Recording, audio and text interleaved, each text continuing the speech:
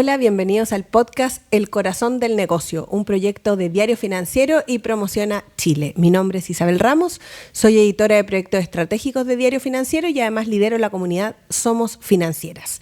Junto a mí está Carlita Muchnik, ¿cómo estás? Muy bien, muchas gracias. Hola, Isa. Hola, hola. Y también está Yesenia González, bienvenida. Hola, Isa, gracias.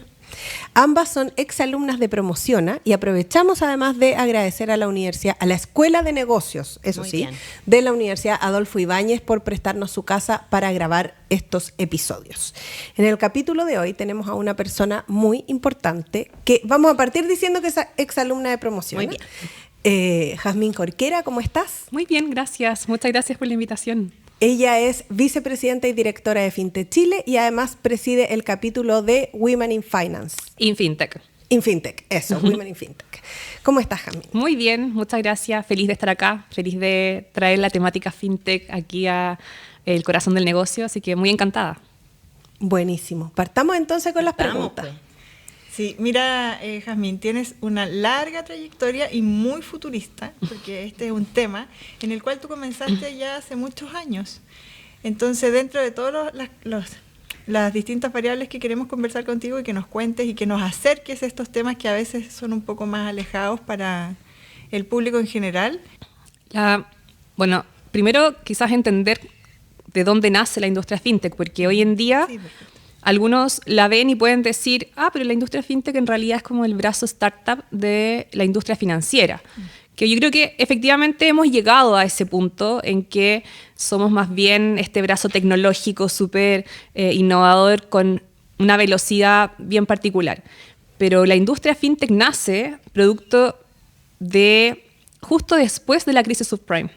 Es ahí cuando empiezan a aparecer diferentes soluciones, diferentes productos que vienen a desafiar un poco el sistema financiero tradicional, ya sea porque obviamente no funcionó en ese momento, ocurrieron demasiados problemas para diferentes sectores, en especial para la gente más pobre en Estados Unidos, por lo tanto empiezan a aparecer necesidades. Tú empiezas a entender que mover dinero no tiene por qué ser, no te tienen por qué cobrar el 10% de una remesa, que es absurdo, sobre todo porque quienes envían dinero por lo general son las personas que más lo necesitan, son inmigrantes que están tratando de enviar dinero a sus familias de origen. Entonces, y después empieza también temas ya, tasas de interés, acceso a capital, acceso a créditos de diferente índole.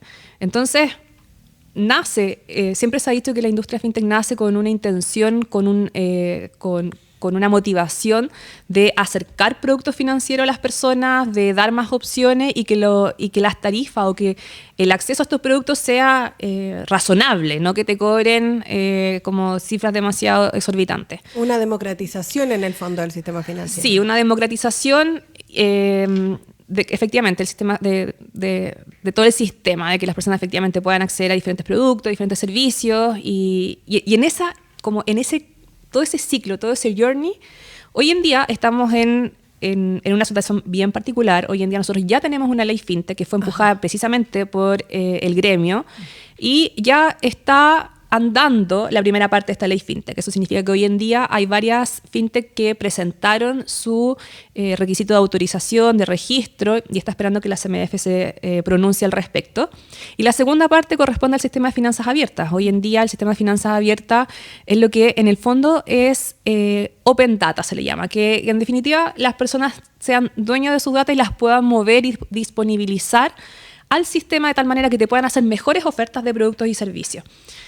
Antes, no sé, pues, si tú querías negociar tu crédito hipotecario, como que al final estabas un poquito entrampada en tu banco, te costaba quizás ir a buscar en otras instituciones. Hoy en día eso es transversal para todo. Eso es lo que se busca en el fondo, que tú puedas disponibilizar y que tengas una mejor oferta. Entonces, el desafío, ¿cuál es hoy? Que hay ciertos sectores que en el fondo quieren atrasar la implementación de este sistema que es de directo beneficio de las personas y nosotros lo que queremos como industria es que esto se acelere lo máximo posible. La experiencia ha mostrado que en otros países ha sido de 1 a 3 años de implementación, nosotros estaríamos yendo a 5 años. Entonces, eso al final lo que te está mostrando es que hay un sector que en el fondo está quizás poniendo un poco más de trabas a lo que es la innovación, a lo que es la velocidad y a lo que requerimos nosotros también como usuarios del sistema. ¿Y quién es ese sector que está poniendo trabas? El sector tradicional, la banca. Entonces, y aquí también hay como una falacia, es creer que porque no o se atrasa o quizás no se habilitan ciertos elementos, creer que la innovación no va a llegar. La innovación va a llegar igual. Igual van a llegar emprendedores que van a decir, ¿sabéis qué? Yo puedo crear un producto y voy a hallar la forma de implementarlo. Y eso, por supuesto, tiene sus ventajas, sus desventajas, pero en el fondo va a terminar pasando igual. Y aquí la pregunta es si nos queremos quedar atrasados con respecto al resto de los países, respecto a Latinoamérica, que nosotros hemos sido líderes en lo que respecta a la industria fintech, en la implementación de la ley fintech. Entonces, aquí es como un llamado de entendamos el ecosistema en su totalidad, veamos qué es lo mejor para las personas, también para las empresas. Nosotros buscamos la competencia. Nosotros lo que nos importa es que sigan entrando nuevos competidores, que se sigan creando nuevos productos, nuevos servicios, y por lo tanto yo creo que eso es lo que hay que tener siempre como en el objetivo de lo que hacemos dentro de esta industria. Y hoy día la celeridad con que quiere o que ustedes están liderando desde la industria, ¿no es cierto?, tiene que ver también con seguir abarcando ese mismo dolor donde nace la fintech. Porque hoy día, claro, todo se necesita más rápido, ¿no es cierto?, pero no se ha solucionado el principal dolor, que es la democratización. ¿O estoy equivocada? El acceso a los sistemas financieros. Porque la rapidez lo vamos a solucionar igual, pero el dolor inicial de la inequidad, en el fondo, sigue permanente, sigue latiendo ahí en este negocio. A veces me confundo con los términos desigualdad o inequidad. Yeah. Quiero decir que es más bien un tema de educación.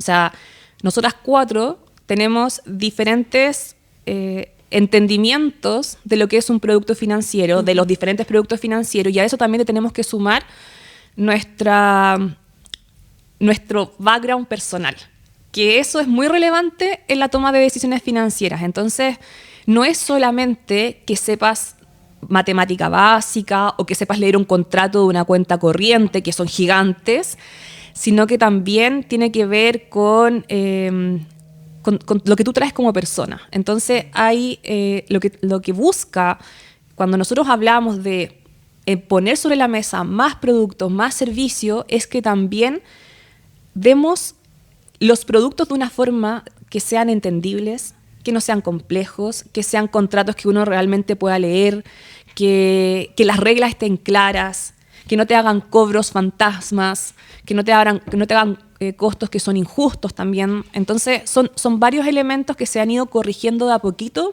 porque diferentes personas irreverentes dijeron, ¿sabes qué? Yo quiero pelear esto a mí me duele, esto a mí me molesta, entonces yo quiero crear un negocio de esto, quiero ir a pelear este mercado. Sí, mira, tú nos diste un barrido súper importante y tocaste hartos puntos. Me gustaría detenerme en uno. Tú dijiste, Chile es uno de los países con mayor inclusión financiera de la región. Desde ese punto de vista, ¿cuáles serían las oportunidades que hoy día las empresas tradicionales tienen para poder subirse a la adopción de la tecnología? Tienen la oportunidad de generar diferentes... Lo primero que hemos visto, que venimos viendo hace un par de años, diría que unos 3-4 años, se han ido generando alianzas o partnership entre el sector tradicional y el sector fintech. Eso significa que ambos se han mirado y han dicho que yo soy bueno en esto, tú eres bueno en lo otro, veamos cómo, claro, lleguemos a un nicho en que quizás por separado no podemos llegar y que además podemos generar soluciones de valor. ¿O llegaríamos más lento? O llegaríamos más lento, o quizás no llegarías, porque la verdad es que, por ejemplo, para un banco que es tan grande, que tiene una estructura de costos tan elevada, llegar a ciertos nichos no es rentable, y por eso también existe un banco Estado que en el fondo tiene este rol más social y tiene como casi la obligación de poner su sucursal en un pueblito de 100.000 personas. Y al revés, la banca digital, que no tiene sucursal. También la banca digital, pero ahí vienen otros problemas. La banca digital, el problema que... No tiene acceso toda la población, en el fondo, pensando en los mayores. Es más un tema de digitalización, que al final hay cierto sector que sí quiere que alguien te atienda, que sí necesita ir a un lugar físico, que después que empiezas a adquirir un temor de la tecnología, ya te da miedo a hacer ciertas cosas. Miedo / desconfianza. Sí, miedo Es es que además de repente se necesita hablar con un ejecutivo que te facilite, digamos, La te atención. expedite la atención o ciertos trámites. Sí. Y hay banca tradicional que en este minuto ha cerrado sucursales y no tienen un ejecutivo y tienen Una que cara. contactarse con un ejecutivo de Santiago, que siempre es distinto y que nunca entiende lo que tú le estás tratando de ¿Tú lo explicar. dices porque eres de región? Lo digo porque soy de región y le ha pasado a mi mamá en Valparaíso. El banco que tiene ya no tiene sucursal en Valparaíso. Y tiene un ejecutivo que está en Santiago. ¿De qué sirve eso cuando necesitas hacer un trámite rápido? No de mucho, digamos. Sí, yo creo que a todos nos pasa con nuestros mamás o papás. A mí me pasa que cada vez que yo voy a ver a mis papás es como, y ayúdame ¿Me con un ayudas? trámite. Y yo como, sí, por supuesto. Como ¿Me que haces una yo transferencia? yo les tengo sus claves. Porque ahí hay un gap. Y es súper difícil. Va a llegar un momento que nosotras mismas vamos a estar ahí y vamos a empezar a acotar el nivel de profundidad o de amplitud que tenemos con respecto a las aplicaciones. Ya uno empieza a usar después las mismas, o no se sale mucho de ciertos productos porque ya te acostumbraste, tu cerebro ya funciona de otra forma y hay un tema de velocidad. Y seguro uno le pregunta, ya a las hijas, ¿cómo se hace esto? No sé si les ha Claro. pasado. Entonces, sí, volviendo a la pregunta, la mayor oportunidad que tú verías para las industrias financieras tradicionales es la colaboración. Sí, sigue siendo, por cierto, la colaboración, sigue siendo también el poder acelerar los procesos, o sea, ahí tenemos miradas distintas o hemos ejecutado de forma distinta nuestros negocios, y yo creo que ahí también hay un aprendizaje importante. Nosotros como fintech miramos a la banca también desde, oye, han creado marcas gigantes, se han sabido posicionar en el mercado, tienen acceso a ciertos nichos que nosotros todavía no podemos llegar, por lo tanto también ahí, como digo, hay un espacio de colaboración, y ese espacio de colaboración al final te va dando oportunidades y empieza a aparecer la creatividad y se te empiezan a ocurrir nuevos productos y se te empiezan a ocurrir nuevos servicios y también lo bueno es que con la tecnología hoy en día también puedes escuchar mejor o traducir mejor las problemáticas de las personas. Entonces a veces las personas te dicen, te pueden dar cierta información y tú tienes la capacidad de transformar eso y decir, sabes que quizás el producto que necesitan es este. Entonces creo que la gran oportunidad es que permitamos que exista la competencia. Sí. Y en esa competencia van a haber colaboraciones o simplemente vamos a tener que tomar caminos separados, pero permitamos que siempre sigan entrando nuevos competidores, que sigan entrando nuevos productos y servicios, porque al final va en directo beneficio de quienes usamos el sistema. Disculpa, Jess, tú mencionaste un ejemplo que tiene que ver con las divisas y yo creo que ahí es súper claro en el fondo el rol que han jugado las fintech. Sobre todo con la migración que tenemos no solo en Chile, sino a nivel mundial, el envío de remesas de un lado hacia el otro ha sido mucho más expedito gracias a fintech. Sí, y eso también ocurren dos fenómenos al mismo tiempo, que uno que efectivamente aparecen las fintech y empiezan a resolver esta problemática de las remesas de una forma mucho más sencilla, mucho más transparente, y al mismo tiempo empiezan a aparecer las criptomonedas, empiezan a aparecer los activos digitales, que son mucho más eficiente, mucho más económico, mucho más rápido. Entonces, y hoy en día esa es la razón por la cual la mayoría de los servicios de remesa están incorporando activos digitales, monedas estables, especialmente para el envío de remesa. Entonces, eso yo creo que es entender a tiempo e incorporar las tecnologías que van apareciendo justamente en los productos que hoy en día quizás pueden seguir mejorando en su funcionamiento. Y eso es efectivamente uno de los ejemplos más notorios de lo que respecta a una solución que nace desde su origen es en el ecosistema fintech. ¿Qué aportan las fintech Chile hoy día al desarrollo económico del país? ¿Qué es lo que tú valoras de manera más visible para poder contarle también al público que nos escucha? Son varios elementos. Por una parte está el creación de valor, o sea, creamos valor. Hay alrededor de 500 empresas fintech hoy en día en Chile. Tenemos que pensar que es una industria que no existía hace 10 años atrás. Por lo tanto, hay creación de valor, hay creación de empleo. En promedio, una fintech contrata aproximadamente 60 personas. Entonces ya tenemos ahí una fuerza laboral que está absorbiendo, que es relevante. Por otro lado, el 40% de la fuerza laboral es femenina. O sea, habemos muchas mujeres dentro del ecosistema y eso también es algo que ayuda a crear productos con un mayor entendimiento, con cómo la empatía al final es muy relevante en el desarrollo de productos, cómo las personas se mueven a través de los productos digitales, por lo tanto también tienen ese impacto y por supuesto es bancarización o la democratización de productos financieros, que por supuesto es como parte del core de lo que es la industria, el hecho de que personas hoy en día efectivamente puedan enviar remesas de forma barata, de forma ágil, que puedan, las pymes que puedan acceder a créditos instantáneos que no pueden acceder o que no podían acceder en la banca, ya sea porque no estaban los motores o la inteligencia tecnológica para poder hacer una evaluación correcta de ciertas empresas o porque no tenían la capacidad simplemente. Entonces hoy en día, ayer justo estábamos en un evento y hablaban del impacto del factoring dentro del PIB, que en algunos países representa el 20%, en Chile estamos bastante por debajo de esos números y ahí hay una oportunidad también de cómo movemos el dinero rápido para que las empresas sigan creciendo. ¿Puedes explicar qué es el factoring? Sí, claro. En Chile se da una particularidad que las facturas pasan a ser un instrumento financiero, por lo tanto, cuando tú facturas y tienes una oportunidad de recibir un ingreso, las empresas hoy en día te pagan 30, 60, 90 días, entonces yo esa factura la pongo en el sistema y alguien toma esa factura, la ve y dice, me interesa, yo financio esa factura y le hago como que le adelanto el pago de la factura con un cobro, con una comisión. Entonces, cuando se usa mucho esto, en particular, esto parte porque hay industrias, por ejemplo, como la minería o la construcción, que se adjudican contratos y tú tienes que empezar a trabajar desde el día cero, claro, pero no tienes el capital para poder contratar gente o arrendar maquinaria. 30, 60, 90 pero no días. puedes esperar a que te entre el ingreso por la factura, entonces ellos tienen que salir a buscar dinero, ya sea en la banca o en empresas de factoring especializadas. Y ahí es como se genera que en tu mundo, ya que estamos compartiendo, es como una varita mágica para ayudar a solucionar un montón de problemas que uno los mira de forma tradicional y tú miras esto de otra manera y como que tiene otro punto de vista. ¿No sientes que estás aportando a la sociedad a sus dolores, a sus tradicionales como estancamientos con esto? Yo tengo una teoría. Mi teoría es que la industria fintech tiene un mindset en particular, tiene un mindset como una forma de mirar, de pensar el negocio, de tal manera que no solo se enfoca en el dolor, sino que también sus procesos son de tal manera que permite que esto sea rápido, que podamos probar de forma rápida si es que esta solución puede servir o no puede servir. Te da también este mindset te da la oportunidad de pivotear, que se llama, que es en el fondo, lanzaste este producto, no sirvió, no funcionó, veamos otro, veamos si sacamos esto, ponemos esto. Entonces, desde esa mirada aparte de ser dinámico y de ser desafiante, efectivamente se adapta a los nuevos tiempos. Nos adaptamos a los nuevos tiempos, efectivamente. Hay harto de adaptativo ahí. Y por supuesto que nosotros, yo trabajé por 4 años en un exchange de criptomonedas, mi expertise es Bitcoin.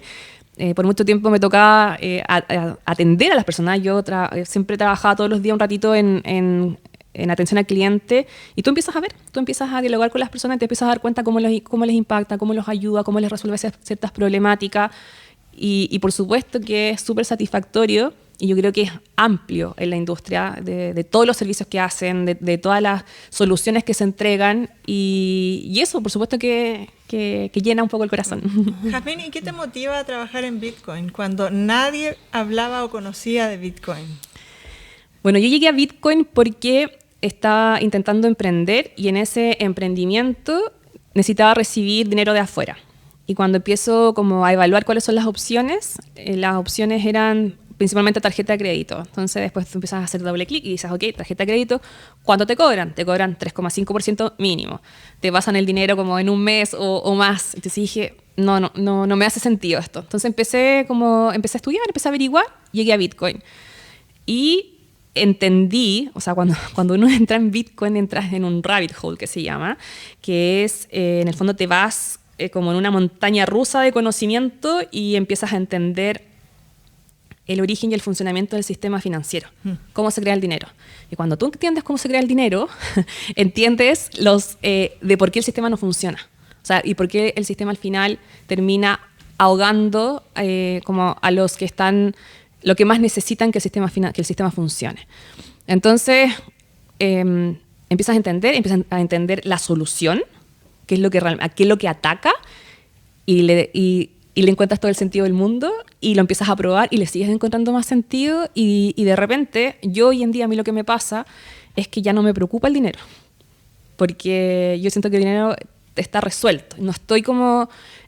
yo siento que todos en algún momento sentimos que estamos como en esta rueda del hámster, que está ahí como todo el tiempo corriendo, todo el tiempo como luchando con que la plata te alcance para pagar los gastos que tienes en el mes, que el colegio, que la cuenta de supermercado, que no sé qué.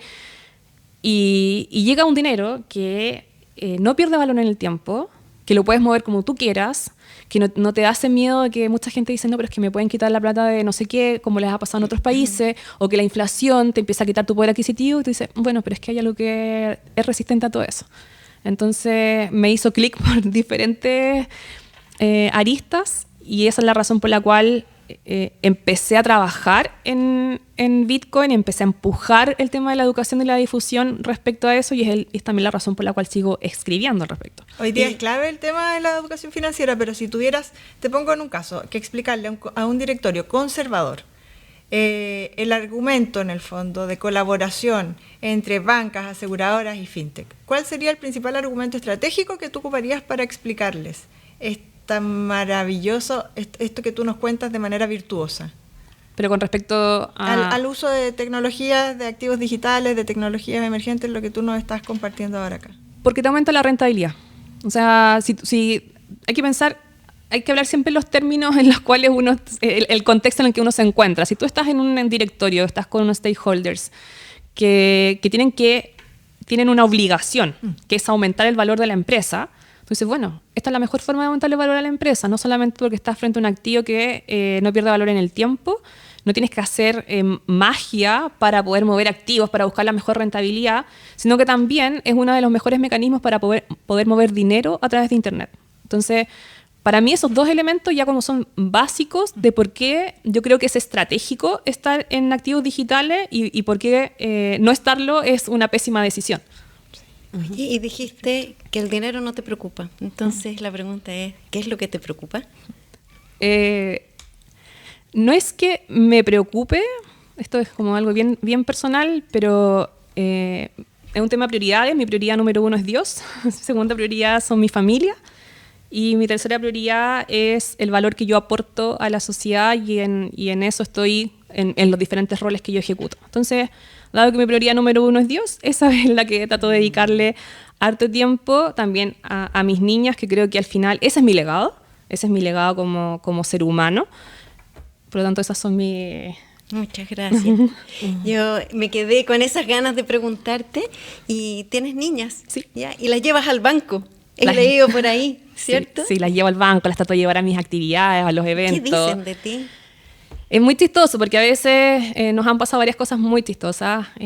Una vez fue como, mamá, ¿tú estás en YouTube? No tengo idea, le dije yo, sabiendo... ¿Qué YouTube dijiste tú?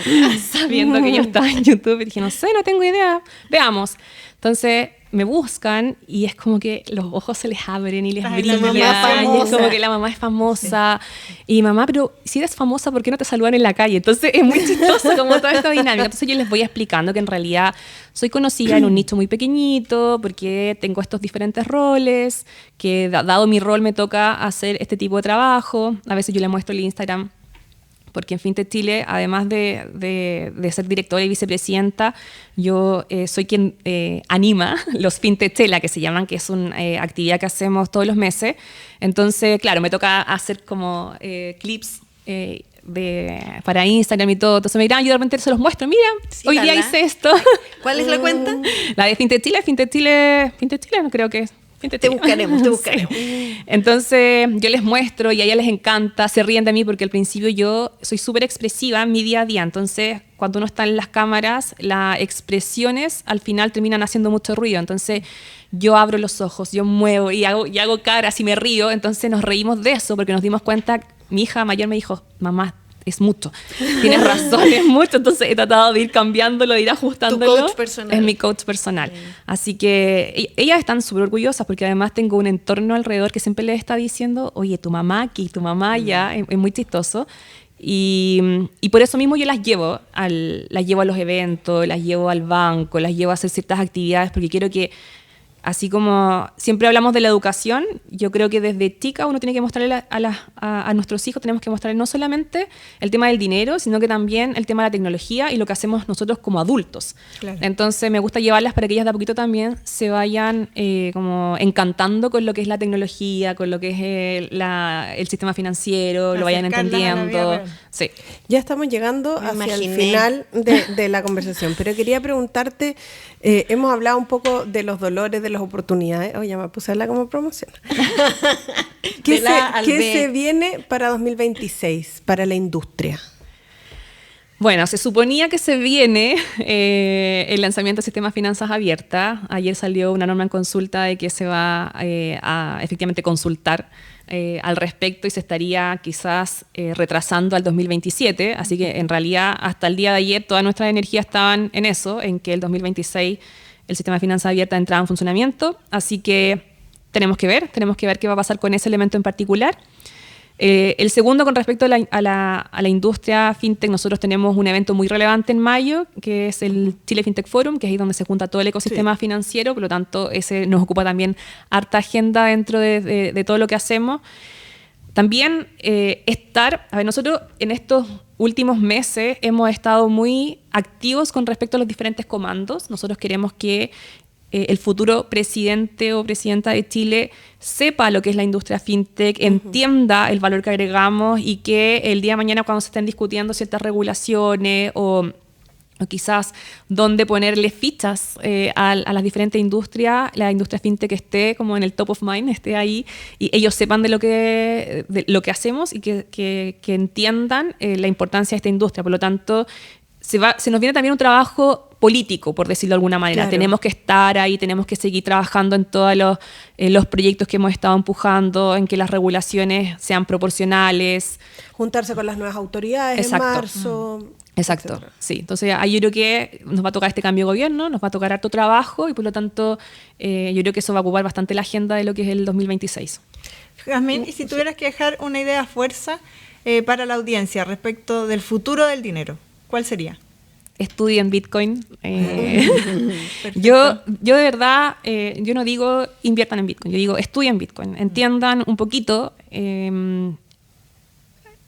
Va a llegar igual, los activos digitales se van a utilizar igual y por último, atreverse. 1% de tu patrimonio porque lo lograste entender, porque le lograste ver la utilidad, la funcionalidad. Esa es mi gran recomendación. Estudien Bitcoin, entiéndanlo y confíen. No es necesario confiar. Yo creo que hay protocolos, hay matemática detrás, hay código. Y desde el estudio viene la confianza. Sí, claro. Sí. Pero a lo que voy yo es que, a diferencia de lo que pasa con el dinero fiat, que tú efectivamente tienes que confiar en que alguien lo está haciendo bien y que hay instituciones detrás, acá es matemática, es algoritmo. Por lo tanto, eso también es la razón por la cual uno dice, ok, esto es distinto. Es evidencia. Es evidencia, sí. Muchas gracias, Jas, por estar con nosotros. Gracias, Carlita. Gracias, Jess. Y gracias también a quienes nos escucharon a través de Spotify y YouTube y de df.cl.